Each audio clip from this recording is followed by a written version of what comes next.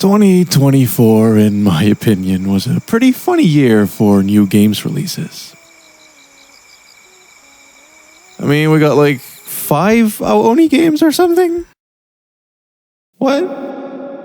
2 Boku games, which sure is not technically Boku, but that's still a thing I thought for sure was dead when its studio resigned to being a full-time restaurant, but still, here we are. There was even a new Alone in the Dark release, and that series sure took a path, didn't it? Real graming. Infograming. And that in and of itself came back this year too. Then we had a sequel to a Nintendo visual novel from the mid-80s, a spiritual successor to CDI Zelda of all things that was pretty great. And then stuff like this. Bun, the prologue of GUCHA. Made by a VTuber, I'm pretty sure. It's a drop so busted, even the subtitles leave the screen, and yet it's oozing with style and art and freak fuck energy. We got this normal but entirely desolate Japanese city, and then just a wildingly, unrealistically steep hill road.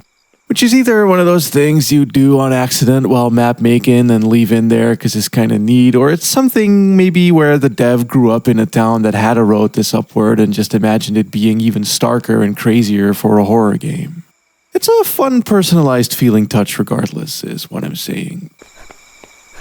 Heck world frame rate, jump scared by texts and Tamagotchis, doused in a slowly and darkening city-side road to look for dog. Mayhaps the most exciting thing about it was its trailer and the zero context it gives, but that's also exactly my thing. GUCHA has been amongst a number of announced things where... Well, I mean, have y'all seen this shit? This ain't a 24 game, but what the fuck is going on here? What is this stank-ass No More Heroes AA indie ? Release? Who is making this? Where is it from? And why is a girl's face censored? What a mysterious game. There's also the new big money DOA thing that is maybe not only the first modern AAA dating sim, but also looks virtually indistinguishable from indie skung like the Getter B&B, which is pretty fucking funny. So to me, somewhere in between the AAA market slowly imploding in on itself, Asian studios mostly leaving it be, and there being much more rap across that continent globally now to begin with as well, not just from Japan, and engines like Unreal and Unity and publishing becoming easier and more accessible than ever, even on consoles, thus granting us Switch exclusives that look like this now. The lines between indie, AA, and even AAA have become increasingly more blurry. Much akin to how it was back on PS2, but honestly even a little bit more Wild Westy. Less established names, studios, and conventional conventions, and more so just whoever from wherever coming in out of left field throwing hats into the ring. P-Hall. Welcome to the 2024 ThorHighHeels Game Awards, hosted by ThorHighHeels and me, Jake Generican, the gosh dang American. The ThorHighHeels Game Awards are also proudly sponsored by Infogrames and Majin Ozoto. And now, here is our host for the evening, ThorHighHeels.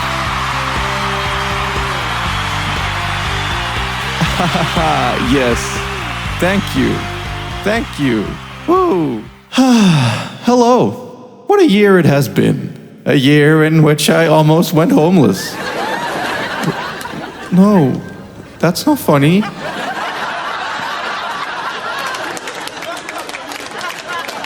Okay.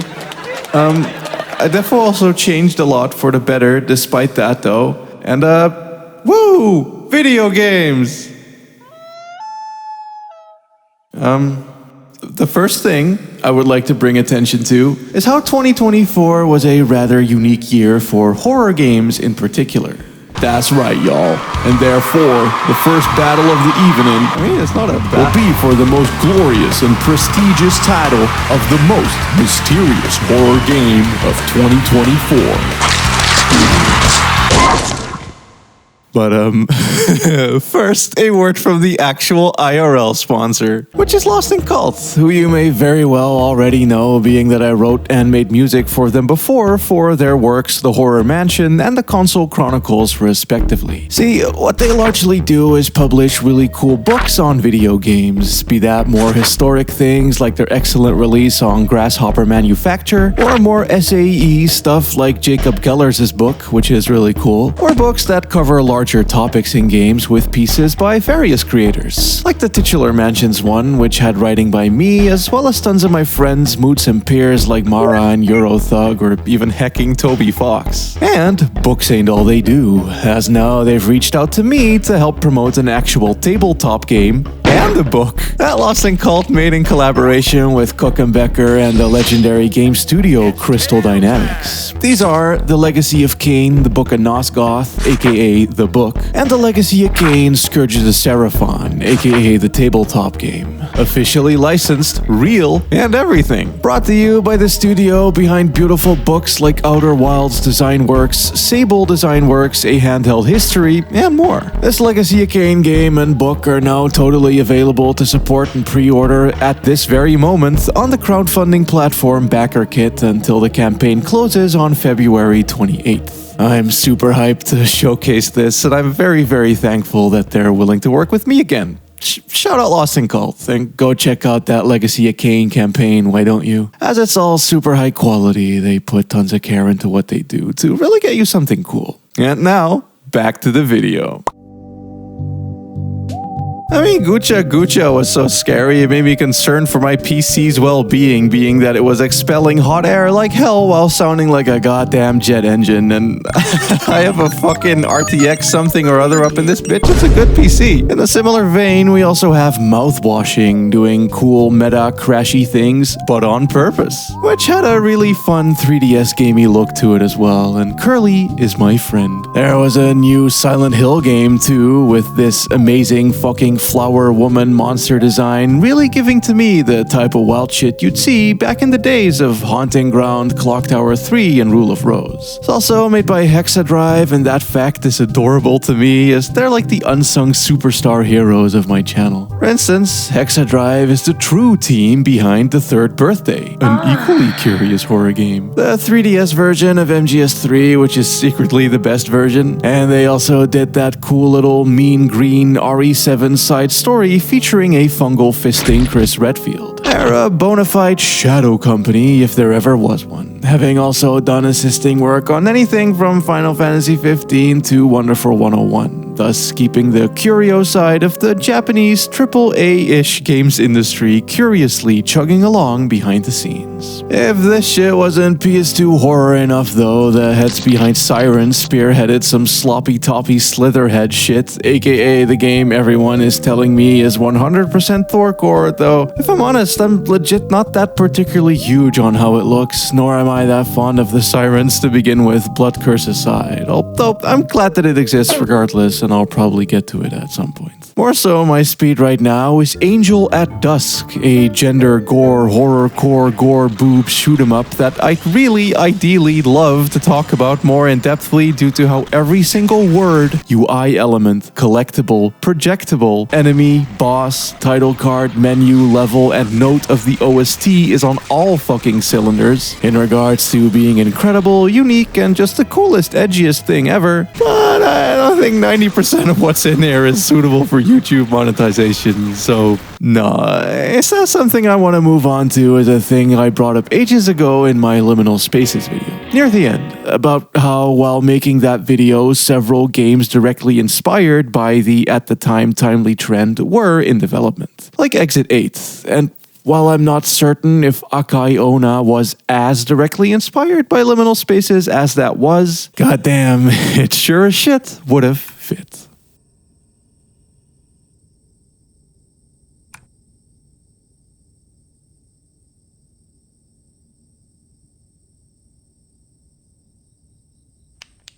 A quiet walk home along some entirely vacant, shiny city streets. With normal things like threatening woman.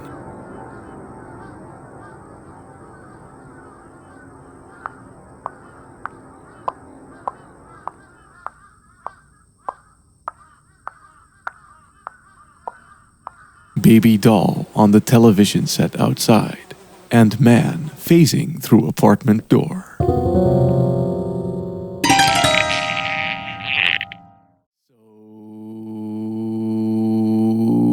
Is it jank? Sure, but it does have hella atmosphere, reminding me a fair bit of the Nanashi no Game games for Nintendo DS. Not just because of this shot, despite Japanese suburbs actually looking like this IRL being a dead ringer for a direct reference, but also because it has that same cumbersome, loud footstep, heavy walking feel. Every pace deliberately ramping up tension with naught but environmental sounds and lighting each and every step. The feeling that any moment, anything from a trash can falling over to a simple window slamming shut can scare the ever-living shit out of you, provided it is loud, close by, and meanly event-triggery enough. And it's pretty well built up that way, making fun considerations like fully modeling home interiors one only sees from outside just to make the player more suspicious that something may spook them from them. Of course, nothing is truly scarier than the police, though, as he informs, murders might be happening, the sus woman is involved, and because you started ratting and no one likes a rat, hauntings will begin to occur. I won't spoil where it goes, but I do want to highlight it taking the player to the most uncannily scant white-walled liminal house I think I have ever fucking seen. Genuinely incredible graphics. I fucking love shit like this. And also, damn son, get a load of this. Cat, steppin', pathfinding. Fuck yes. This is Unity horror at its peam right here, brought to us by the solo dolo dev Yamoto, who granted us not one, but two titles this very year, the second being Urayama, a title to me about the vibe of like, it's summer,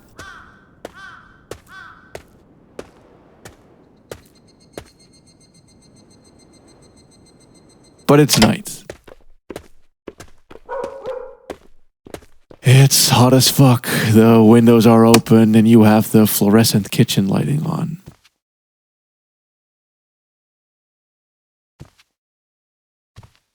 There's that smell in the air, and mosquitoes and crickets and crane flies everywhere, but you don't care. Not anymore. Besides, you just hung out earlier, so you're like, you know what, fuck it. I got nothing else to do. It's too hot to sit here and sweat game at my desk. I already feel sticky. Let's go for a walk.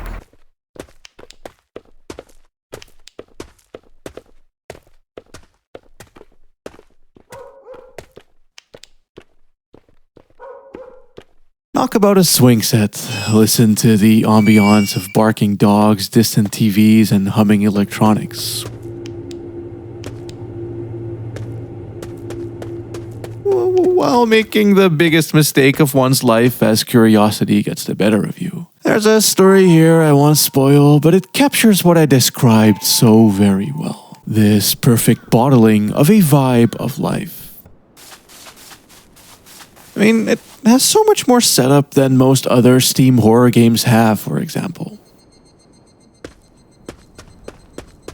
First few things you do is feed the dog and go for a sunsetty walk around the neighborhood solely to stop by a ramen stand as the sounds of birds and a light breeze accompany it all. And the first thing you see is the fan blasting your face from the foot of the bed, which is the most hardcore relatable shit my AC-less European ass has ever fucking seen. Even the cat returns, and overall I straight up adore just walking around and talking in this little slice of life. As time goes on, I've found that is kind of what I appreciate most in a game, honestly. I don't care about jank, or if this one bit was annoying to who or why. It's not my fucking problem. I got what I wanted, and that's enough for me. I don't need whole giant cyberpunk cityscapes with extensive combat systems. Just let me look around a house. Or an office building. Let me fry some eggs and have a little chat in the snow, like in Arctic Eggs. Not a horror game per se, but I think its lazy, dark, character-driven, bleak comedy suits what a lot of the genre is regardless, and was worth at least bringing up somewhere, because I got fucking business elsewhere.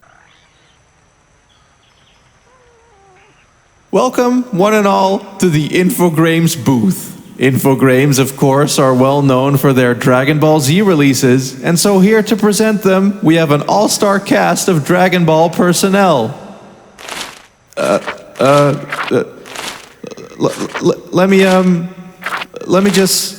Oh my god, these fucking names. We have Majin Ozoto, the super monster. Cumber. Not sure about that one. Hearts. Ooh, you're pretty zesty with it, aren't you? Majin Salsa. Underpoop Dabura. Xeno, Shin, Shenron, and... Oh my god. And Time Patrol Super Saiyan Xeno God Trunks.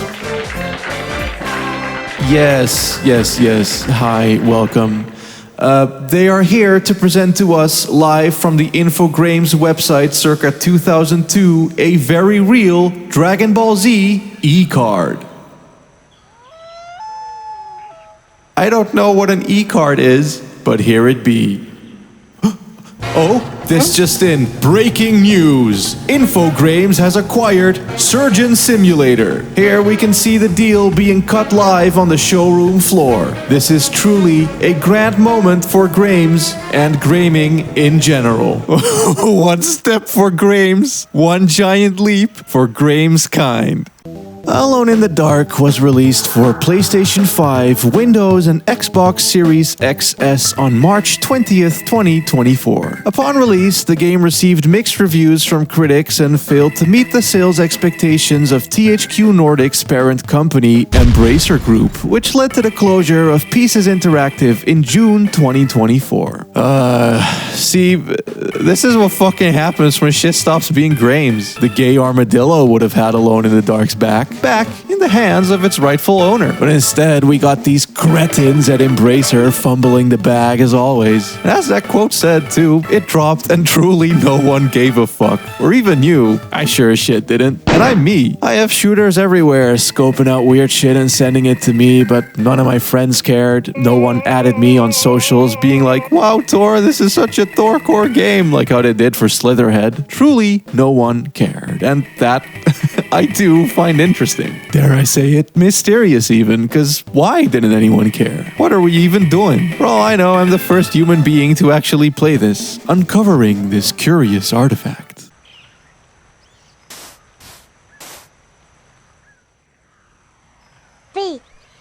And right off the bat, I all caps adore how this game looks and sounds. I love everything from the green and yellow hues it has up wazoo and the clipping textures proudly put in full view, to it having some genuinely stunning directing, variety, style, and sound design. It is clearly not the most high-budget game, but also smoke on this boat, smoke on these smoking bitches. And look at this desert.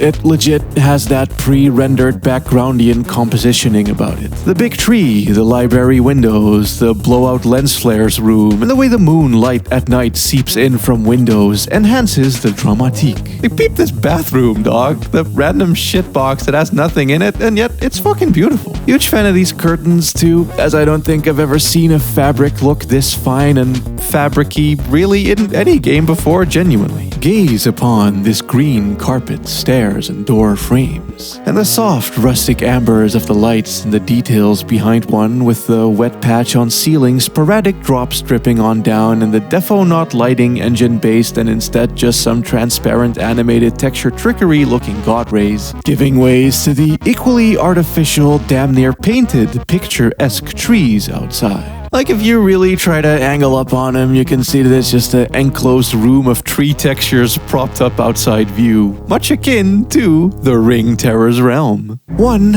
of my very real and official top 100 games of all time that I will reference again in relation to this later, just you mark my words. Thing is, it's exactly these kind of classic game-making techniques that perhaps a higher budget game wouldn't do anymore in favor of newer, more costly tricks, combined with the modern day graphics that I love so very much. That artificiality it conjures sure as shit works very well with the tone overall, I'd say. Being that the directing, acting, and writing here feels rather deliberately dramatic and stilted by way of a stage play or old-timey, crimey murder mystery film. We did venture off to Derceto Manor to find our missing uncle held captive here after all, as we stumble into ancient murder mystery rituals and sus medical practices and the like. And so why not walk into frame at the start of every wide-angled cutscene as if a stage play? Why not smoke up, posing dramatically during oddly tense and flirtatiously coded casual conversation? Why not have every door loudly creak and close behind you? Why not have audible rufflings from other rooms and upstairs, rats scurrying every corner, crows adorning each rooftop, and have all a collective step?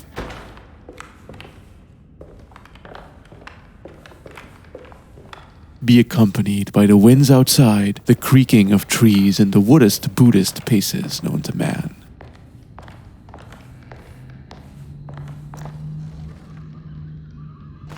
Like the original, all notes are fully voiced as well, which is such a neat, uncheap feeling touch, especially as the more listy seeming ones have so much extra voiced content going on, turning them into actual conversations. Alone in the Dark may very well be a budget game, but believe you me, it reaches for the fucking stars. Stars. Indeed, Nemesis, my good friend. Indeed. Or at the very least, the marketing sure as shit makes it seem like the Resi remakes inspired this one as much as the DOS game inspired Resi. But that's the marketing. And maybe cynically why it got greenlit, but it sure as shit ain't the contents of the actual game, if you ask me. In my restless dreams, I see that town. Flophouse. The original 3 AITD games were actually not at all survival horror as we know today, with all the action shooting and tense panic, legit scares and edge and shit. They were more so spooky, hokey, silly adventure games with a bigger focus on puzzles and exploring than anything else, and a whole heap of goofy energy. And I'd argue that this new one honors all of those things really very well. It's kind of split into two sort of halves structurally, I suppose. One's the mansion, where all the player does is slowly poke around, find clues, talk to folks, and solve elaborate, well-crafted, clever puzzles, having more in common with a broken sword, or the Black Mirror or Glass Rose or even Rule of Rose than it is anything like RE. It's worth noting as well that we're not in a abandoned zombie mansion or anything. The residents are here, and they're a quirky pack of characters scored always by the ever-present Aventura Jazz. And this weird puzzle piece penis house and all that it contains is as weird to our protags as it would be to anyone IRL. It's a really fun energy. And through that, see, I told you it would come back. The Ring Terror's Realm style enclosed artifice of trees, just like it did there, makes me feel so isolated within this setting. Trapped inside with the freaks and the many tricks the manor will play. This is the type of house where a tasty meal is apples, pears, and a human skull. It's the type of house where any random door could suddenly...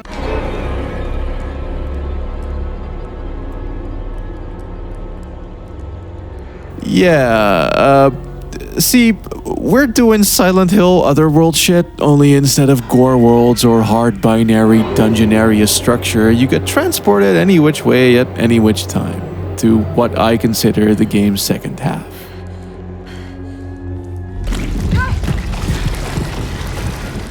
Being that here is where the action tends to happen, inside of your uncle's lunacy dreams.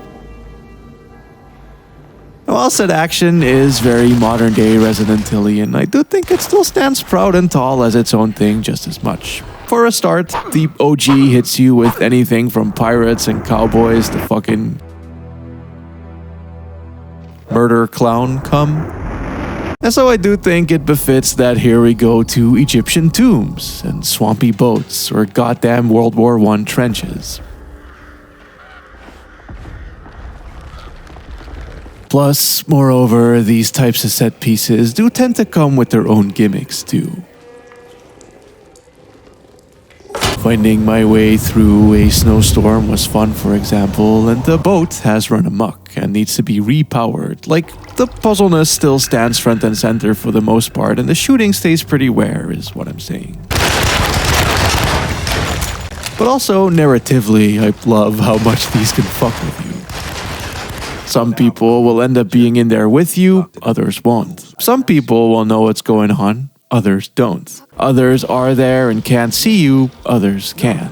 And again, a single room or hallway can just turn on you. So, I'm just gonna say, it's a very coherently put together game in a manner that I can understand gives it a more limited appeal, but does make it by design a truly mysterious, cool, and creative game indeed, and one that I honestly really fucking enjoyed at that.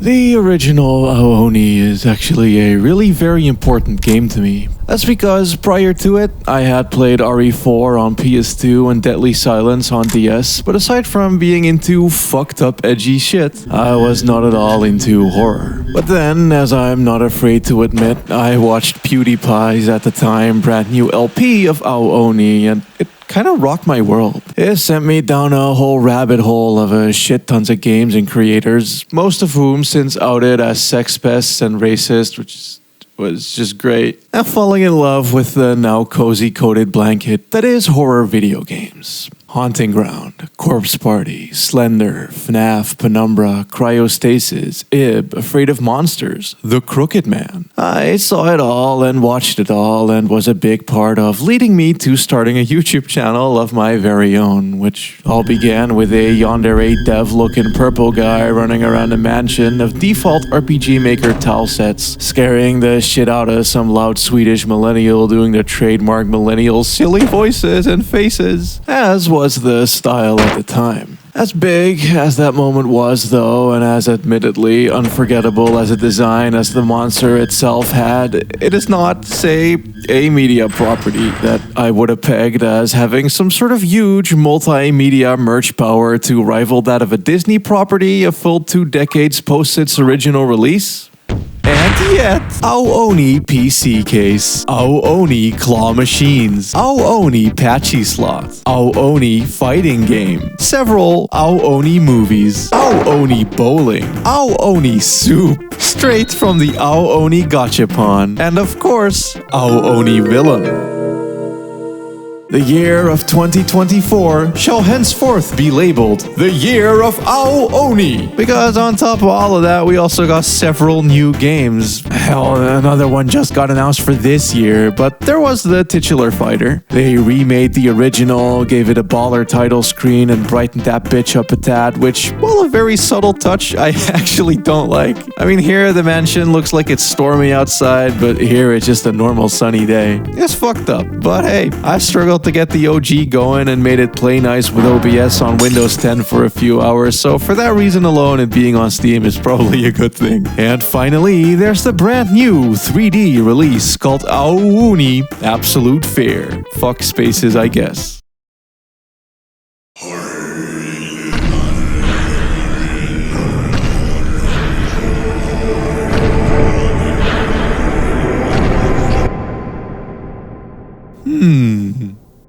Now, despite what it looks like, Aoni is a game that uses RPG Maker incredibly cleverly. For instance, having a AI following monster alone is already something that requires going beyond the usual engine. And even more impressive is things like the monster grabbing the jail bars, or it being able to turn its head around, or one character sprite turning into another. Not to mention the many smart use cases of the event triggering system with the legit quite creative puzzle design that both push the engine a tad too, as even something as otherwise minor as having to push a chair through various rooms requires a object permanence what the engine doesn't necessarily always have clean out the box. Plus, it alongside Yume Nikki, Corpse Party, and Palette is among the first releases to use RPG Maker for very much not a RPG. So, as goobery as it is in some ways, and how kind of funny it was to people back in say 2011 when it blew up worldwide, for when it originally dropped in the engine that it was made in, this shit is pretty fucking ahead of the curve. So with that in mind, it pleases me to report that Aoni Absolute Fear absolutely does fucking none of that, as it is a really kinda typical Steam horror style game with the trademark backroomsy uncanny penis rooms and your man just kinda walking and stanking and stalking about as you try to either get to a point from A point to a B point or do a puzzle of some sort. We out here looking like that house all Americans live in. You know, the one with the beige walls and the beige carpet and that weird white bar thing that either runs along the floor and sometimes down the middle of the wall. What the fuck is up with that? Why do y'all all have the same house? But I suppose if we're speaking the same, the other Aoni sequels do be more of it, for sure of it. So Absolute Fear absolutely is certainly a break from the... At Tony's? Oni? Tony? Google, are you okay?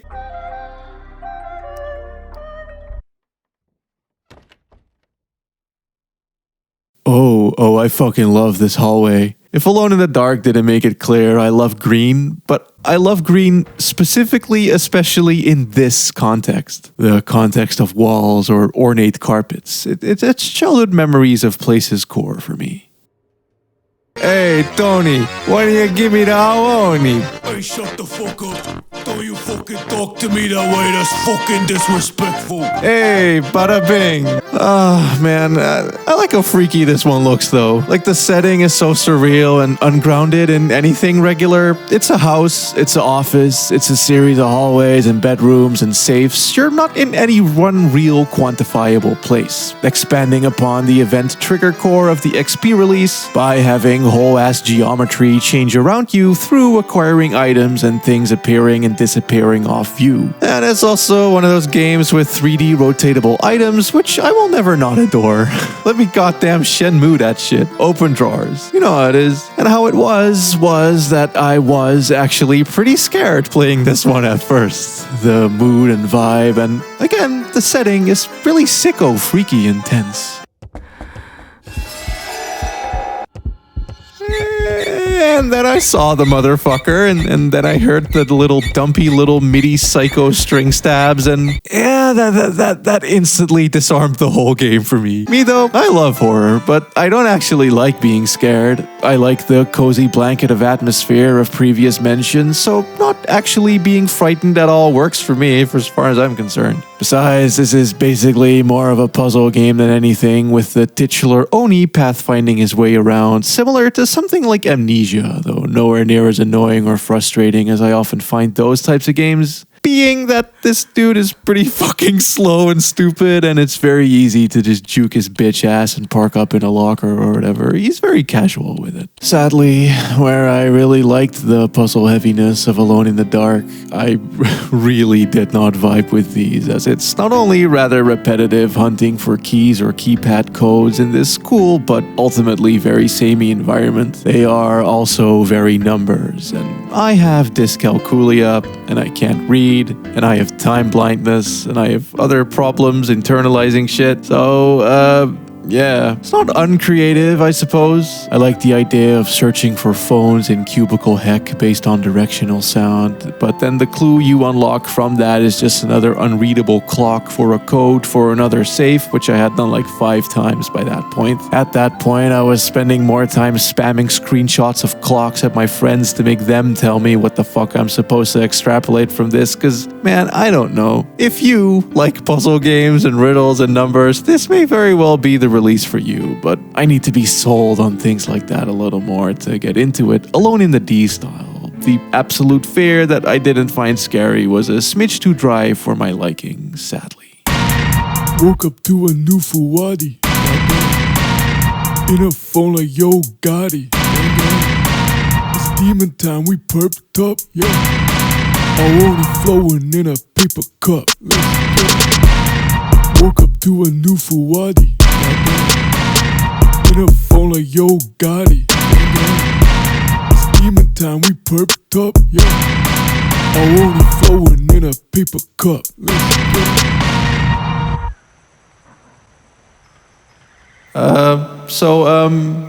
What is the most mysterious horror game of 2024? I'd say my favorite is a toss-up between either Alone in the Dark or Silent Hill: The Short Message. I didn't touch upon that latter that much yet, but I really adored what it did and how it did it. Taking place in tagged up shit and piss places while making said tagging up a actual central piece of the plot, themes, and characters, which I don't think I've ever seen before. Like, if it's relevant at all, it's in a environmental storytelling sense, and never quite like this. It's fun-fitting too, if accidentally meta-ly, in that I do find the writing to be a little bit blunt, on the nose, if you will, and so to drag that background shit kicking and screaming into the front too, I think is incredibly apt. As someone whose favorite aspect of horror games is by far the, again, exploring under the cozy blanket of shit and piss urban space atmosphere, I fucking dig this aspect of it bigly. Cause I mean, that bluntness just adds to the teenagey nature of it all. Thing is, I also really like how modern of a story it is. Phone horror has been a thing for a bit now, dread out calling Momo, but none of it really dug into the cancerous cyst of brain poison that social media can be. Especially for younger people in this specific case, though it can apply to anyone. As a YouTuber, I certainly found it pretty resonant, and I've also spent most of my life on social media. I started using it in my preteens in the mid-10s and was pretty early to Twitter too back in 2008, and thus I've seen social media turn from something I thought was a exciting avenue as a creative person to something a lot more bleak. Not saying the good sides still don't exist. They do, but there is a reason why publicly I tend to simply post and dip and save most of my actual posting and interacting for Discord and maybe slightly smaller, friendlier places like Blue Sky on the occasion. So, if you want to write a horror story processing modern day ills the way most horror stories of the past have done in their own ways for their own times, this would be a pretty fitting fucking thing to jump for. Not to mention how it plays is very currently too. This Jeff the Killer looking ass poster isn't a coincidence, I don't think, nor is it being free. Slender, the 8 pages, PT, Cry of Fear, Yume Nikki, some of the most influential and prescient interactive horror experiences that colored in the past decade have been free, and them being free was core to how they got as big as they did, and a lot of those also deal with the interpersonal and the mental, similar to how this does. I'm lucky I wasn't ever bullied much because I went to a very small experimental special school, and making music and working with the rap kids kind of put me in the cool bracket for a little bit too. But while that was happening, I did live in a very broken home, and well, let's just say the Child Protective Services ex shitty mom shit short message touches upon a lot, hit hella close to home for me as well. I could find solace in my friends and my own creativity and the couple of adults in my life who did truly have my best interests at heart, though it wasn't many, and thankfully my brain doesn't contain the depression and suicide wrinkles. It's just not somewhere I mentally ever end up at, luckily. However, I also didn't have a fucking algorithm putting a magnifying glass of self-image issues all over that yet either. And so I think this displaying that crushing blunt force weight of that, and how it can almost background more grave things by turning your brain into a puddle of numbers, jealousies, and insecurities, makes this a great fucking modern day horror story. Whether or not if it's Silent Hill to you or not, I don't fucking care. I love the short message because I see it as a presciently new horror game that I could relate to from my modern day human POV that isn't stuck wallowing in the past, and is therefore probably my favorite horror game of 2024. If not this, then it's Alone in the Dark, because either way, I'd rather have more original and interesting games like these, regardless of how smooth their edges are or the series is what they claim to be, than another regurgitated remake of Silent Hill 2 or RE4 or some shit, fun as those can be. And as for most mysterious, probably GUCHA, honestly. I still don't know what the fuck is up with that, and I'm scared to go back to it and fear my computer might explode, so that's pretty heckin' curio, if you ask me.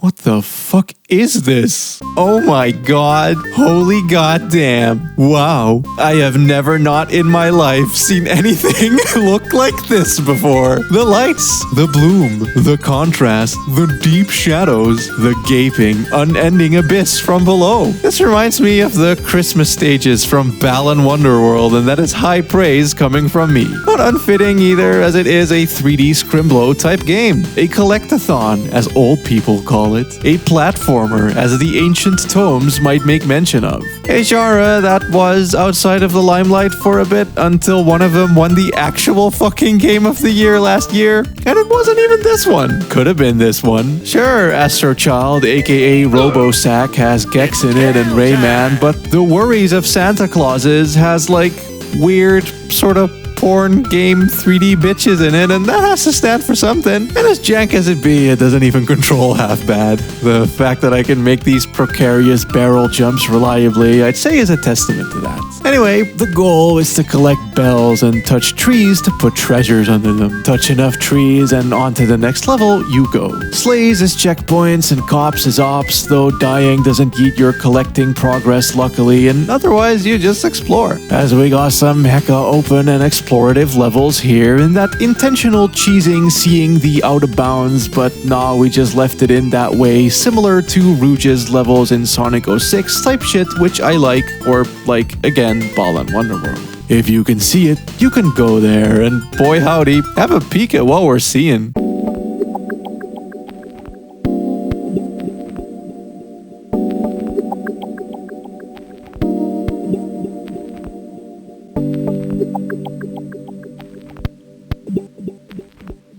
Goddamn 2D Sonic Casino levels core, but in 3D is kind of what I'm getting from this. Pulling those lights X pure darkness contrasts that we often seen in PS1 3D or older 2D games that had no actual lighting renderers. These sewers are a great example of what I mean. The darkness here is just a straight up black fog, and the lights don't actually emit light environmentally. They don't light up the walls or the floors, they're just bright-ass self-contained strips, similar to how the PNG or sprite-based lighting was of old. And I've never really seen that applied this way with graphics like this. I legit think this is fucking beautiful. I mean, these goop walls are on Dark Souls PS3 levels of shiny, and are almost giving iridescence in their moistatiousness. It's pretty. The water and the skybox on the boardwalks level is also such a surreal yet enchanting sight to me. Not to mention the sort of scene lighting thing or whatever was used as maps for the reflections on surfaces is really fucking pretty. Either way, the dev for this was very prolific in 2024, also dropping Escape from the Cannibal Family. I ain't play it, but Burrito Woman screenshot. I also made you know what? I don't know. But this person is fucking out here doing shit. And I respect it shitloads. So here we are at the Adventure Games booth, live on the scene with Sleeve McSteve. That's fucking right, mate, it's Sleeve McSteve, innit? Taking a look at Emio from the short message from Emio. It's been a right bit year for paperbacks, not gonna lie, mate. Then there is Hokkaido. Serial mystery, lost case, doll in the snow. It's similar to Emio, but it's not Emio. Isn't there a new game by the About a Elf devs too? Yeah, it's called Miss Rosen's Spectacular Marching Band. It's got like a fucking T-Rex in it, mate. We also have Death Bar Reprobate, a quirky little number scraped together from old paintings and that. It's even got a wee reference in it to The Good Life by Swery. Yes, I do believe Swery is here with us tonight in the audience today as well. Shit. Well, I suppose he is the Drink King. Go check on him, make sure he isn't dead. Well, I believe it is time for us to announce the most mysterious adventure games of 2024. Let's fucking go, mate! I gotta be deeply real with y'all. I only got like 2 things to talk about. Miss Rosen, MEO, and Hokkaido became a video on its own a couple of months ago, and even then, that's not nearly as much as what I had for the horror part. I just has spooky shit on the brain, what can I say? Suppose a lot of the horror things don't not fit the bill either. If not for the shooting parts, Alone in the Dark could have been here. If I wasn't too lazy to fix my fucking script, Arctic Eggs would have instead been talked about now. What was pretty cool was that Life is Strange got like a whole sequel with Max in it and everything. I've not touched it, but I do love the first couple seasons, so that's kinda neat. Not by Don't Nod though, they're actually nodding about on their own, making what looks to be more of a actual sequel than the sequel itself, and such is the games industry, I suppose. But yeah, the way I could do this big showcase for horror with actual like, whoa, which one of these will Thor like the mostness, I can't actually do here. Not just because it's only 2 titles, but I can't pit these together because they're both just that special, unique, and cool, and I'm also way too cognizant of how weird it is to see someone talk about what you make, certainly when comparing it to other things, which always influences how I talk about shit, depending on if big studio or small-time creator type thing. I mean, Cape Hideous is pretty much made solo dolo by Jake Clover, and so I can't be all cringe like, But the game would have been better if blah blah blah. They should have done the thing I like. Blah, blah. what's that even supposed to accomplish? I ain't a critic, I'm a like-dick. I fuck with this shit, and I think it looks amazing. As nothing here is standard issue, down to the fades and screen transitions, or your character smoking on 3 pipes at once. I adore all of the character designs. Tons of cool earrings, homie with the skull dangles hat, dude with the jewels on his feet, several cats, red guy with the shiny eye coin hangy thingy eating his bottle. If you're like me and you love dangly things and pointy things and piercingy things and scraggly scribbly bits and colorful things, then there's so much of all of that here on display in Cape Hideous. Such a lively and animated work too.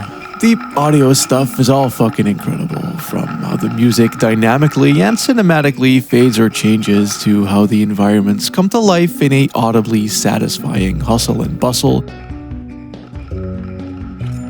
expertly accompanying the oodles of animatory touches, like the manner in which wind viscerally affects things, or the wee leanings up on railings, dramatic close-ups, and worky busyworks. Conveying a story I see as both kinda abstract as well as very literal. There's not a single word of dialogue spoked and or writ, you see, and so what you see is as how you see it. Saying any more would require spoiling, and given that it's under an hour long and is 1000% worth experiencing on your own, I won't. But I will say that I found it immensely engrossing, beautiful, and captivating, just based on its raw presentation, pacing, and sequencing alone. Thing is, as well, gameplay-wise, you pretty much just walk through the game. Events trigger by being where you need to be. There's no interact button or anything, which I find a very elegant design move, and combined with all the small animations and how it's basically segmented into screen scenes means that I found each one to be mega hangoutable. As if these active, interactive paintings to take a break inside of. Shit like this is straight up why I love video games overall, I'm not gonna lie. No other medium can do it this way. Except for maybe like, I don't know, going outside. Which I love doing too. Yeah, I know. Baffling, isn't it? A YouTuber who goes outside? Whoa! Now I've seen everything. Yeah, well, Sonny, you can suck my fucking dick and balls, you goddamn Christmas tree looking ass bitch. I'm really into walking or hopping on my bike and just kinda exploring and taking pictures. Like the time I found a secret path that went underneath a highway through a swamp and ending up in a really cute little watery town. Or how back in December I found this dike-built ass, sluice ass, damn ass little place where I got cock-blocked from going home by a goddamn lake. Fucking lake. I do like how this little town, it's like the road is raised and or The houses are like in like a dugout ditch. And like a cool vibe to it this here. It's like everything's like lower than where the road is, which I think if it floods, then all the houses would be fucked, but the road isn't. Which is a logic I can understand. But it's also like, lol. Get fucked, everyone living here. So pretty though. As long as the road is fine. Bet you these losers will all be blowing bubbles like how I do at Chemical Plant Zone. Why is cancelled comedian Sonic the Hedgehog here? What do you mean we booked him? Netflix? Huh? Anyway, I like it when games capture that feeling, you know? That sense of being on a real grounded rural-urban trip and exploring. Disaster Report 4, for instance, scratches that itch for me big time as I imagine those old Japanese adventure games with the bikes and the bitches and the Rio-esque pictures would do too. Especially that final point is a really cool thing, because I figure there's so much one could express making a game out of going out about town with a camera. Which brings us to our second Aventura title, Tomorrow is My Birthday.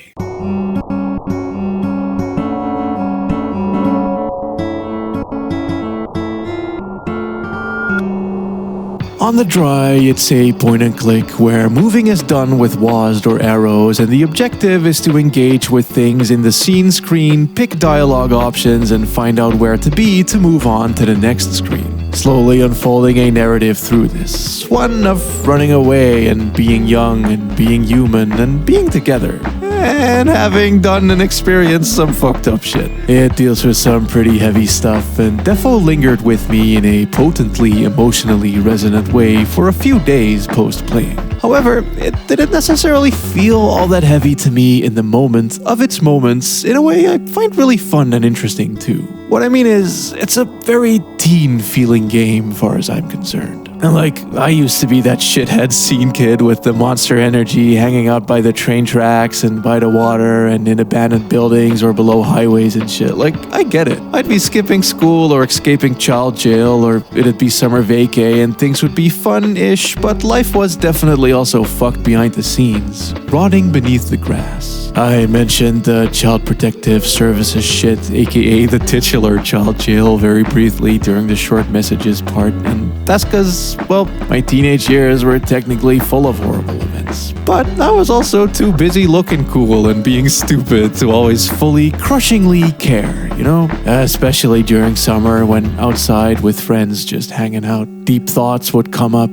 bleak topics would be brought up, and we'd get all emo Kingdom Hearts dialogue poetic about it. But also, hey, look at that big ass rock. Look at that lizard by the big ass rock. Damn, dude, that's a big ass rock. That's a big ass lizard. And I think this captures that all so well. That we're broken and shit's fucked up, but life is also kind of pretty and cool, and we can still be a little quirky with it. And what better way to capture that than by way of cute hand-drawn art and digicam video and photography, as those are such personal and real feeling things to me as well.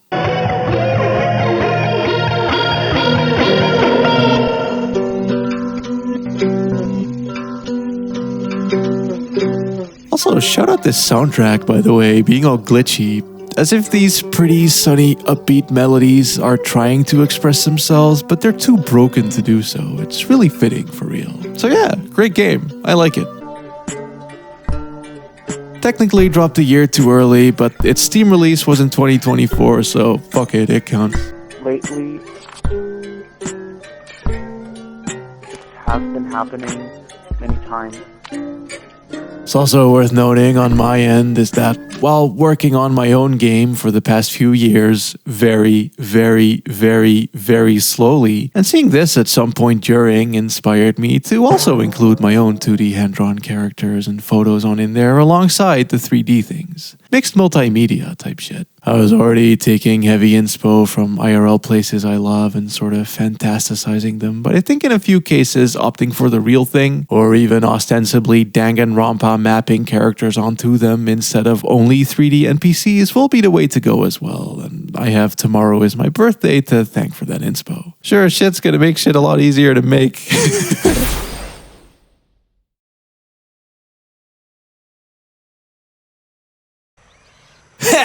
brother, I don't have pronouns, I have pronouns. SaGa Emerald Beyond, more like SaGa on these nuts. You suck. God damn it. I can't believe this trash is actually taking eyes away from the RPG booth.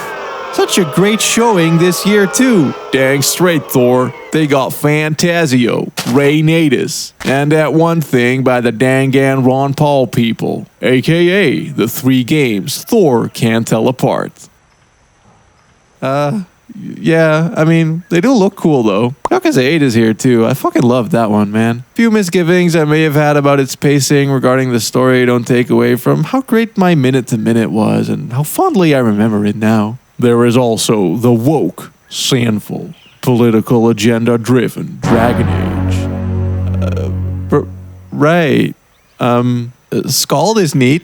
Styled after like really mega old RPGs. I think that's a very fun idea. And man, oh man, Ozoto, I'm so sorry I have to be reminded of this, but Sandland 2? R.I.P. Toriyama, dog, for real. I suppose this wouldn't be a fucking ThorHighHeels end of the year video if it wasn't also poisoned by the taint of Square Enix moments. Plus, they did do a lot this year. Rebirth was cool, they helped the GUCHA release Fantasian from the clutches of the Pippin 2, though more on that in a later video. Foreshadowing statements. It released Foam Stars and then said later that very same year that Foam Stars will stop getting updates. Foreshadowing statement. And also, ooh, SaGa Emerald Beyond, a thing that no one bought or played. Part of one of those series that I'm baffled they keep on funding, yet I'm glad that they do. Same way they keep bankrolling Yoko Taro, and that one did pay off eventually, so who knows? In fact, I'm rather surprised no one was talking about this one in the online gamery sense in general, being that... God damn! Fucking woke mob ass game right here. SaGa Emerald Beyond? Damn. Should have called it SaGa Sapphic Sapphire. Jesus fucking Christ. Ready? 1, 2, 3, 4.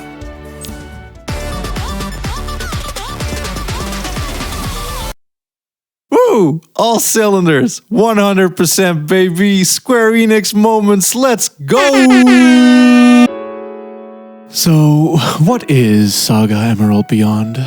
Well, like I said, SaGa is a odd series and one I've never really touched upon much. This is mainly due to it scaring me. The vibes are weird and they're always hecka experimental. Like, I think one of them basically has you construct the story yourself or some stuff. It's the brainchild of Akitoshi Kawazu, who says that every entry is to be used to try something new for the RPG genre on basically all fronts. With him being hella involved that way as well, doing designing, writing, directing, resulting in games that result in screenshots that are impossible to intuitively read right away. I frame it that way specifically being that that's pretty much the only way that I've engaged with the series. What the fuck am I looking at? Why does it look like this? Huh? And Emerald Beyond is much the same, so I'd say that makes it pretty good mysterious games fodder. Because, yeah, this is indeed not a traditional RPG. No towns, no RNG, no like one sole protag, it's multiple stories, and these stories won't play out linearly either, nor are they your typical dragon fighting, god killing shit. I mean, one's about a singer who basically has her brain put on standby because she sang a illegal song in a illegal language, which... it's not hard to think that that's about something in and of itself, but the fact that it takes place in British and the songstress has a Scottish accent and then the homie working for the Queen gets her slaving away in the shit and piss mines, it's like, they're probably doing something there. Now these two, on the other hand, are actually a buddy cop duo in this big city metropolis investigating a assassination, but also maybe government sus. Then we have another story following a very real witch who lives in IRL Japan, and so all the kids at school are like, Lamau, bitch, sure, or the tale of a king who ends up working for another king. And every plot line will take you to many a cool place and character and subplot along the way just as well. It's all really unique and will be displayed through rather abstracted presentation. Cutscenes are very VN-y and screenshotty, you see. And the 3D worlds are rather simple looking dungeons or world mappy sort of things, or kind of towns, or all three at once, honestly, with 2D panels representing everything on there. It's all giving cheap experimental PS2 release, but widescreen, and I'm gonna say that that's a good thing. To begin with, just economically, the rat race of graphics is kind of reaching a boiling point, I think. Like, where even is EA at nowadays? What is EA doing? I'm sure they're making something, it's just taking several decades now. And secondly, it's a look very crucial to how Emerald Beyond functions, seeing as everything in each of these stories is sort of up for grabs. Like, really minor things you do that I'll touch upon more later will alter how things will play out, and implementing changes like that just isn't viable at full AAA spec. Again, this game and this series is sort of a playground for RPG mechanics, and the storytelling tools that the medium can offer, so see it as a tech demo made manifest through quirky, wacky, more easily trilable artisticness. Dave on X says, hashtag Majin Ozoto really absorbed / eats Piccolo, Gohan, King Kai, and the Earth. Ozoto is no joke. So, the battle system is so you got like a turn order bar thingy, kind of like what ended up in Final Fantasy X, but way more involved because your actions cost points represented through stars, and each action also has its like placement style on the bar. This all matters, being that how your characters are aligned on there, the bar, will affect the team moves you can have them do, as well as double the turns you're allowed to have next turn, or double the moves, turn moves, and how many stars can be gained for future turns too. This all goes for the enemies as well, of course, and thus also means that it can be used offensively to disrupt enemy alignedness on the same bar, ostensibly turning turn-basing into something just very fucking involved and hard to explain instead of the passive weight it so often is. And this is a philosophy of design that is very much core to the game as a whole. How the story plays out, for instance, is down to hella factors. Cause hey, shout out Dolores. Love this bitch. Super integral to my playthrough as the cocky JRPG stereotype man. Entirely there the whole way. In my party. Crucial to my gameplay with many funny character moments, i.e. a major character. Or so I thought, until I went to check a long play for reference on YouTube where the person playing didn't have her at all. They had the Wolfman who I spoke to for like 5 minutes. The Wolfman my friend Ashley, who loves this game dearly, didn't even know was in this part of the game. The Wolfman who, to this person, was a integral party member, as Dolores was to me. And then everything in Emerald Beyond is like that. Sometimes it'll be obviously split-pathy feeling, but other times it can just be as simple as not having done something. Winning or losing, yesing or knowing, nowing or thenning, or doing or not at alling, equipping, learning, using, all create micro and macro splits that ripple across every single facet of the game. I ain't gonna touch upon the equipment shit and the party formatting and the roles and how all of that deeply ties into turn ordering, among other things, as this ain't the video to go in depth that way, nor would I want to make the video in which I would. But while I could imagine the entire setup to be both heaven or hell for completely people, I do at least wish to highlight that unlike the older sagas, Emerald Beyond is fairly easygoing. Unlimited Saga in particular got buckets of hates from fans and critics alike for being way too obtuse and weird, hence why the past couple of entries, which include this one, have been making design considerations, like always letting one rewind at pretty much any point during dialogue if you don't like where a situation is going or simply want to test out the pathiness, and saving also always being an option just about anywhere. It is by far and away from an easy game, but if you ask me, accessibility equals in that broken equals typing shit out type of way, difficulty. as you do very much have to learn the ins and outs of the battle system and pay attention to who says what and why what happens or what the many systems even do, but it's the playing around with all of that to get there that's good to get to. Like, it doesn't do random enks, and the characters who die in battle still get EXP. And it also doesn't have status shit carry over between fights. They all stand on their own, freely to be fucked with. Tons of intent going into the design here, that way I feel it's very thought out. A real game designer's game type game, right down to how it looks, which I do like, by the way, I should say. Yeah, sure, it's goofy as balls, but it's pretty dynamic for what it is. There's many asset and animation and art and colors and pretty cool stylistic flair in places. It's also made in Unity, which I think fucking rules. Like, I couldn't be a bigger proponent of Sonic's famous quote, "Woke!"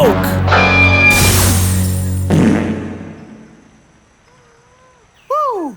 Get fucking finger blasted, bitch. Yeah, no, not him. This one. As much as I do like big fancy games, I very much believe that shit would be better for everyone involved if the industry loosened the fuck up a little. I mean, I doubt Beyond would have as much world variety as it does, for example, if the fidelity was on par with Final Fantasy XVI, just to name a game. We got spooky graveyards, lush jungles, golden deserts, airy green and white blue mountains, and my favorite, the autumnal Japan suburb. Not just because of how it looks, but I like that during it, the game turns into almost this episodic high school anime collecting cats for energy to store into the witch's Crystal Chronicles chalice that she has for some reason, and getting up to neighborhood kid mysteries. It's all really cute. Generic RPG man's story is also more of a generic JRPG in a self-aware and clever fashion, and the King's playthrough has Nobunaga's ambition-y elements. It's very interesting and cool and also hard as fuck.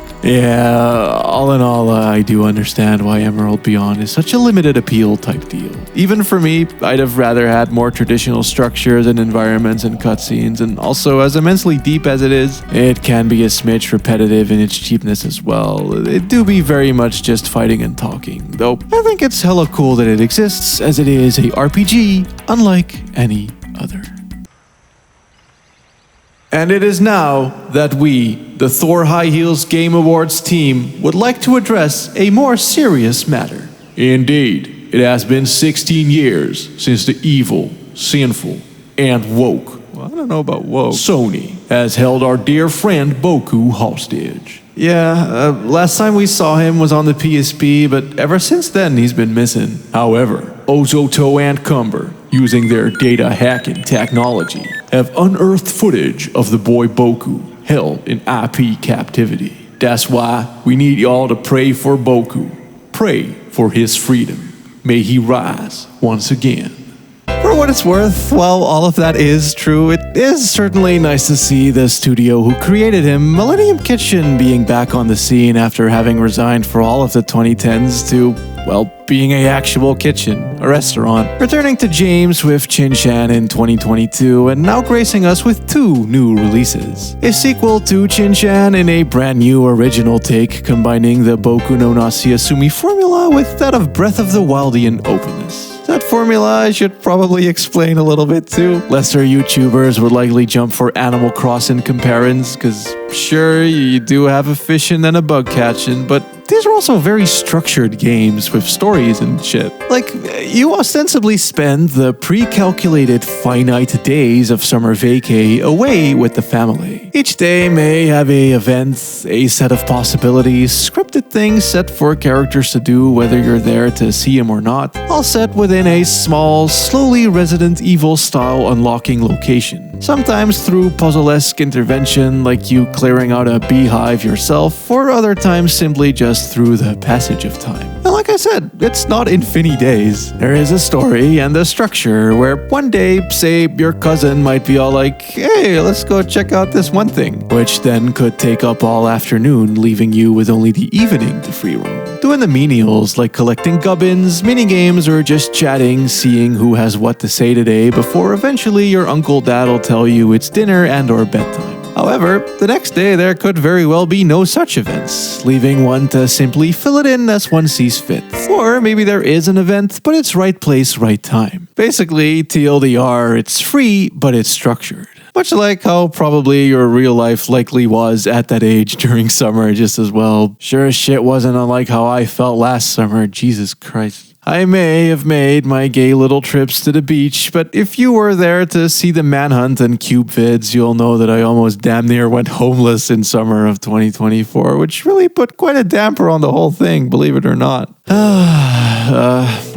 Basically, what had happened was that I live in social housing with a time limit of 5 years. And last year was year 5. I knew this, but for reasons no one responsible for or able to fix could explain, let alone fix, I lost my position on the waiting list for social housing, and so the easy path to move out that I was planning to use was taken from me, my rights be damned. Naturally, I only found that out around the start of the year. This meant speedrunning, figuring out how or if I could maybe buy a house, or how rent works outside of the gov-supported framework, neither of which I had any familiarity with, given that I grew up way too poor to have any of that shit happening around me or to my parents. And then also in real time realizing that I was actually still poor too. I figured that 2K a month on Patreon and music royalties on top of that I was swimming in it, but apparently 2 to 3K is just a very normal income for people to have somehow. That's just me though, coming from a fucking life of disability pay, child protective services homes, social housing, and squatter parents. I thought that was shitloads.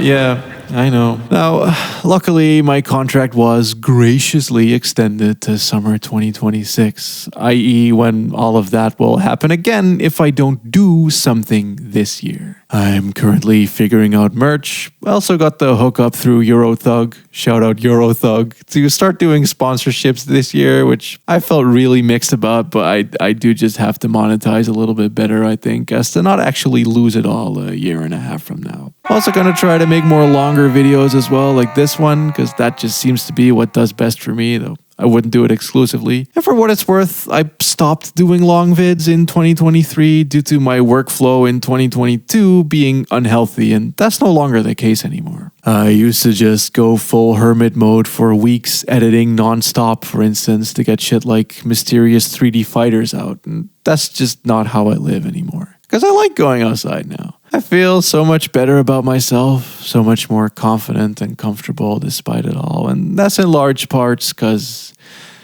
well, back in 2023, a lot of puzzle pieces and dominoes of self started falling into place. Realizing that I probably wasn't gonna magically begin to like how I looked and felt, and that maybe my disgust at the idea of being Sir'd and Mister'd and He'd had a little bit more to it than me just liking anime pretty androgyny. And after talking about it extensively with several people for several months, I started sounding those bells, pulling those strings, and knocking on those doors, starting the process of transing my gender. Which is why I've been looking like how I've been looking lately, and been looking a whole lot more too. I was able to do tons of on-cam appearances in 2024, which used to be super rare prior. Mainly because of the fact that I'd see footage of myself in editing and be filled with nothing but pure disgust and misery at the sight of the raw dissonance I felt from how I wanted to look or felt and how I looked actually, which that's pretty much gone now. Of course, like anyone, no one always looks their best, but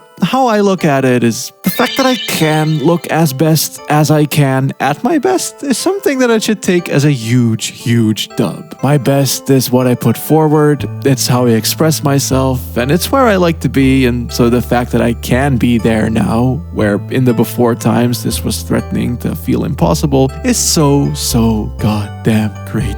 And just in general, my baseline happiness has gone up a shit ton. Like, sure, yeah, that housing shit sucked, but trust me, I would have felt horrendously worse if I also had the crushing weight of being scared to go anywhere due to my self-disgust looming over me as well. I was able to go to the beach to take my mind off of things, be there at Mario's Goatsy, and that rules. Granted, shit's far from perfect. Gender care is so busted here that I'm with a UK clinic. Fucking Turf Island has a better option for me than the options I have here, cause here I basically have none. I also gotta pay for this shit out of my own fucking pockets, which is another reason why I probably should be a bit more about my money than the not at all I have been having so far. Like with Patreon, I feel like I just kind of lucked into that shit, which is crazy because without it, I'd be nowhere. Aside from it funding my videos in November and December, I was able to build a fucking music studio. And overall, it's just given me my life. I'd not be able to say any of what I just said if I was still on disability pay, like how I was back when I talked about Boku 1 and 2 and 4, merely because I wouldn't have been able to afford it. No gender care, no better diet. Oh, God, like that's a big thing for me the past 2 years too. I like enjoy cooking now, which I used to always hate, nor would I be able to afford what my next video will be about. So, yeah, just thanks a ton. I'll do the cool graphics for the remaining names soon, but me doing sponsors and shit should not ever take away for how deeply grateful I am of the material impact having a Patreon has had on my life in clearly every single facet of it. And I wanted to express that explicitly, verbally here as well. Anyway, I think it's been funny how my videos have come into their own by pretty much morphing into here's what I've been obsessed with and have been thinking about lately rather than just little game reviews. I mean, I made a joke about the Dragon Ball Heroes characters' names, but trust me, I know them very well. I dang near almost reviewed the new Budokai thing for this vid just as an excuse to talk about specifically this side of Dragon Ball Z because it is now my favorite side of Dragon Ball Z. And just like that, my personal life will weave into these videos too. Often more abstractly as perhaps just a tone and sometimes really literally like just now or with the Manhunt vid. And, tying it back to where I actually should be, I actually have Boku to thank for that. Thing is, my channel sort of grew up alongside this series. Those Japan-only vids were the first things that started blowing up for me, and while I'm not interested in McDonald's milking that shit like Japan-only PS1 games part 364, wow! I am still very thankful for that too, as I often tag on Bokus at the ends of those vids, and given how that series is really about introspect and nostalgia, being that they're very much not kids' games. They're made by adults for adults to reminisce upon the past. It would also make me very fittingly introspective too, and thus more comfortable writing that way. Hence this personal rant here as well, of course. Because man, goddamn, am I glad that despite everything I just talked about with my summer last year basically being shat on by real life, I could still have my carefree little summer in January with these 2 new Boku games.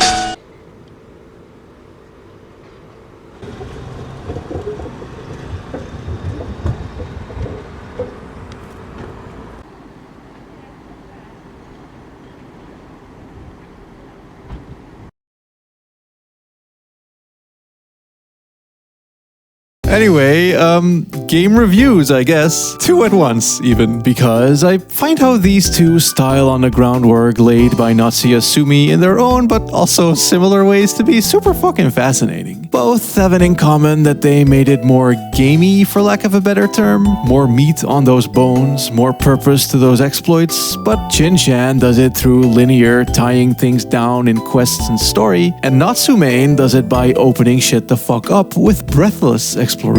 And while the latter on paper sounds and certainly looks to be the bigger departure, I'd actually argue that it isn't. Being that tonally, this is 100% Boku no Natsuyasumi. And that's the future you voiceovers, the no music and just sounds of nature, the wee gubbins desk that is also your menu, the notebook you draw in every night, the little cage for your bugs you collect with their little models, and a big focus on the mundane and normal being the interesting and heartwarming. The dinner talks, the human beings, the routines, the minutia, the fully fleshed out, long as heck daily morning exercises. You're here at this town as part of a circus troupe, which is a fun creative touch, but all you really do is just sort of normal grounded kid adventures, like sneaking off at night, or investigating local urban legends. Contrast that to Shin, where I don't even really know why he's here, other than that this town is where the magical train takes him to the Kowloon Constructo Zone, as, yeah, this is fucking wacky penis shit all around in this game's case, and yet I am fully here for it.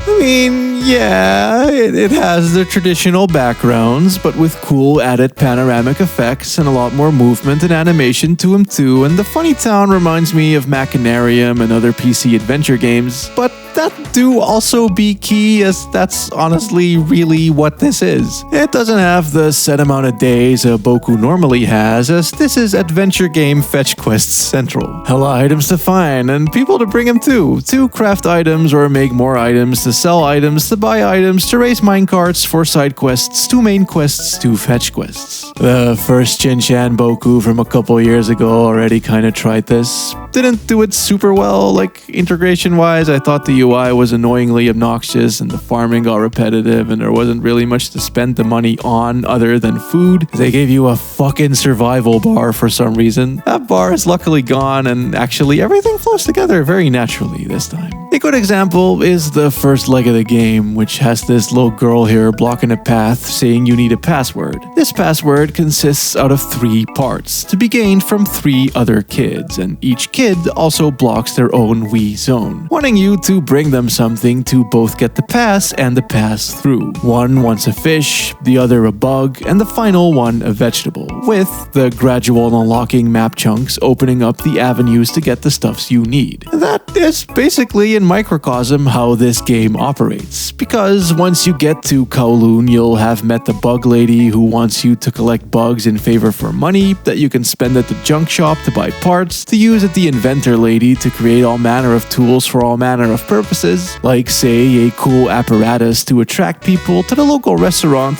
where you work, helping sourcing ingredients for new meals that you invent, and then there's the minecart racing, and all of these tell their own character stories while slowly unlocking more map. It's all very cohesive and cool, if indeed just a fetch quests frenzy on paper, but the context is fucking great in my opinion. I guess completing may hit different, but as far as needing what I needed for what I wanted and had to do, I never really found myself grinding exactly. Just through normal exploration and play did I get what I required, with like 1 or 2 exceptions where I had to rock farm a smidge, but it ain't nothing too bad. Cause of that though, like I said, it's not really about the Boku no Natsuyasumi summer vacation anymore, cause you're really just a little businessman at this point running errands with infinite time. Thing be, unlike Natsumon, Shin 2 isn't actually made by Millennium Kitchen directly.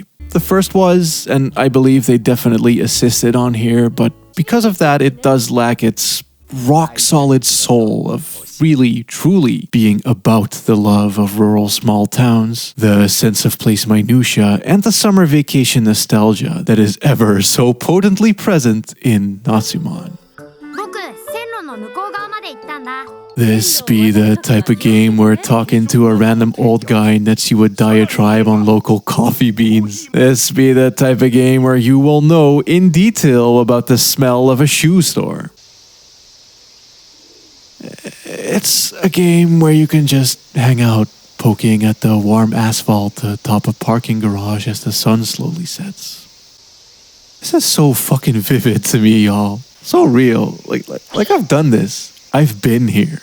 I've hung out at the supermarket just for the AC during summer vacation too.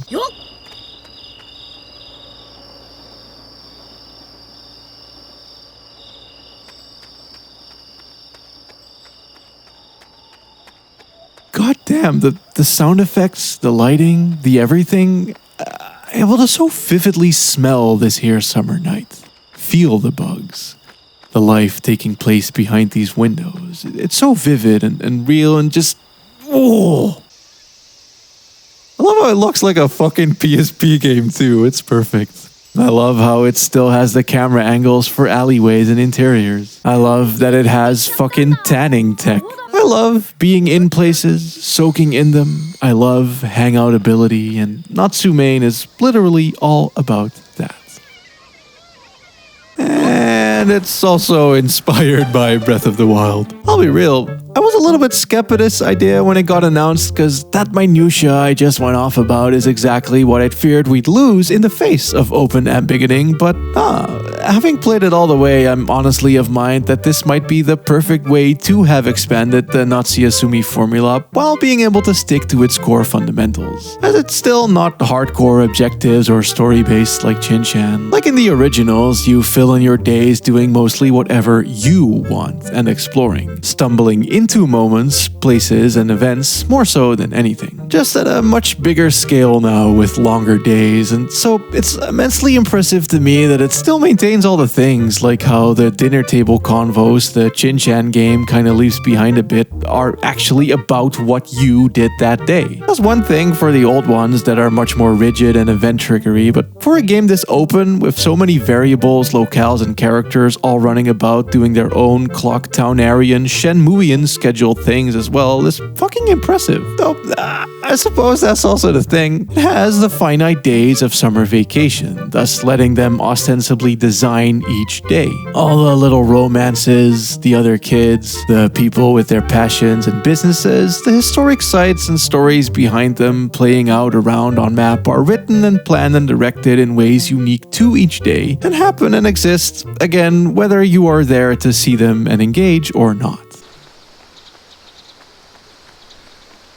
And this is where the graphics and world shine so much, if you ask me, as, well, those backgrounds of yesteryear take tons of work. Work that limits space and thus limits how much of everything I just mentioned can be there. And I could definitely always feel that set in each of these in the later legs of gameplay. Kinda just going about the same few areas, picking the same few bugs, talking to the same few people a bunch in the hopes of seeing anything new happen. Which is not a thing you will run into in Natsumon, as there's so fucking much to keep track of that I imagine everyone's playthrough would be different. I mean, maybe you're invested in the journalist running about town. Maybe you're invested in the sketchy Yakuza-looking guys scheming and planning. Maybe you're following the wacky detective around. Maybe you're knee-deep running the circus sticking close to home, or spending all day fishing with the fishing guy. Or maybe you're too big for all of that because you're on top of the fucking world right now. It's really bloody cool. Granted, Shin-chan's map design is fucking immaculate as well. Prior to this, I likely would have said that 2 has my favorite setting, which is in large part the result of how windy, loopy, intricate, and shortcutty the map was in that game. So many small paths and fun elevations and interiors with doorways on both sides leading to drops and steps folding back in on each other, satisfyingly unlocking as I progressed. But I am legit baffled to say that I think Shin-chan 2 might outdo it on all of these fronts. The wee canals, gutters, paths over and under bridges, the rice fieldy stretches, small planks, steps, and streets, how you can follow the train along and see it all satisfyingly link up is very pleasing to my autism, not to mention the Kowloon clownfuckery in Coal Town. It's so much fun to just explore as it is, but due to the questy focus and plot-heavier linear progression, there's certainly less of the going through the motions fatigue that Natsumon granted eradicates outright. Yes, there really do be a lot happening in Chan too. Many places to go and see and new people to meet very frequently. The focus of the focus shifts a lot between chefing, creating, farming, or carting, melding all aspects effortlessly with the childlike imaginatory whimsy that coats the plot as a whole. Cause I really do like how you just take the funny penis train from the abandoned platform and come back home through waking up. Like, what is going on here? Why? While exploring, did this random old guy mention that the scrap sticking out of the lake used to be a town? That is very curious. And dare I say it, gave tons of purpose and intent to my fishing, farming, and fetch questing that I really loved doing very, very much.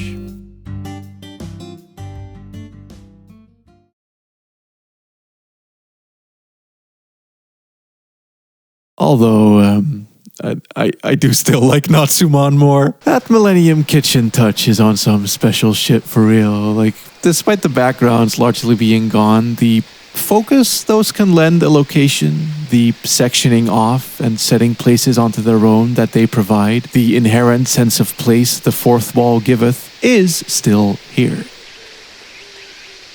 Each wee inch of the map, that also ain't that big, by the way, is still its own distinct spot. Its own hues, flora, fauna, people, buildings, roads, rocks, trees, water, creating these distinct islands, these patches of places.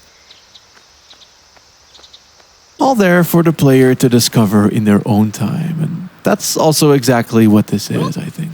Discovering. One can just climb up a random hill, walk down a random street, stride along the train tracks, roads, fields, and beaches, and always find something cool and unique. It helps for sure that it's not just mountains and forest paths. This is probably the most urbanized a game like this has been so far. Well, okay, shut the fuck up, but you know what I mean. This map has been sculpted by people. Not just the game designers, purposefully used, populated, as any urbanized area actually would be. Even the highest mountains still have designated dirt paths and signages. There's guardrails, bridges, water filtration places, docks, graveyards, construction sites, ruins, and so much more. The stumbling has never been this cozily vivid and unlonely, I don't think. Now, as for the Breath of the Wildian influences, doing things gets you stickers. These will double as stamina as used for anything from climbing and running to jumping and flying, and so slowly, as you gain more abilities, it also naturally opens up the map more, while also drastically changing your relationship to what was already there. I.e., the difference between being grounded in town to happily roof-hopping a town, and that keeps every day fresh. The fatigue here, as I stated, is decimated because unlike Boku or Chen-chan, you're not just walking around all day, nor is it like super hardcore binary event trigger puzzly. Nah, Satoru is just taking boats to desert islands or dexterity puzzling his way up an old Japanese castle and climbing clock towers. Once more, I genuinely think this may have been the best way for them to have built upon the formula, as there's something just so raw, so truly and deeply playfully childlike about finding out on your own that you can Goku the fish. Fuck your fucking fishing rod, just Goku the fish. There's like a whole new paradigm opening up right there, and I found it out on accident. After exploring a shipwreck I simply happened to find too, as I was getting lost in this dense little bushy area behind the train tracks that was already lighting up my imagination something fierce. The PSP-ness also means that the camera gets hella close, which is obviously useful for handheld mode, but it also makes exploratory moments like this so... like, I just felt so in there, you know what I mean? I just don't know what else to say. I fucking love this game with all my heart, honestly. Which is why Natsumon is my game of the year 2024.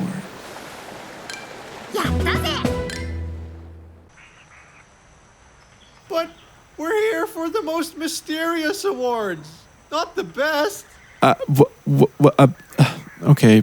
Most mysterious game is fucking, honestly, maybe GUCHA still. That shit made me fear my PC was gonna explode, dog. I've never seen a game do that before. That has to stand for something.